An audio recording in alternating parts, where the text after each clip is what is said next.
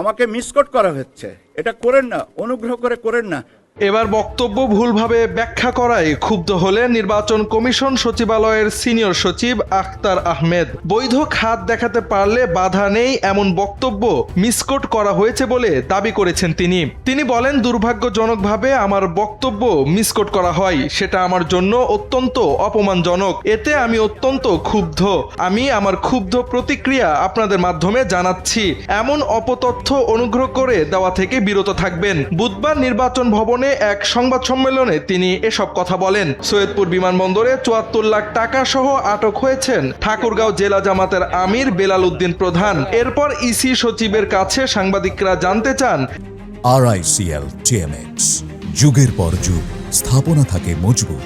নির্বাচনকালে একজন ব্যক্তি কত টাকা বহন করতে পারবেন এ বিষয়ে তাকে মিসকোট করে সংবাদ প্রকাশ হয়েছে বলে জানান ইসি সচিব আখতার আহমেদ। বলেন, দুর্ভাগ্যজনকভাবে একটা ঘটনায় আমাকে কোট করে বলা হয়েছে টাকা বহনের একটা ঊর্ধ্বসীমা। আমি নাকি বলেছি যে ৫ কোটি টাকা নিয়ে গেলে কোনো অসুবিধা নেই। এটা বলার এখতিয়ার, অধিকার, ক্ষমতা আমার নেই। আমি এটা বলিনি।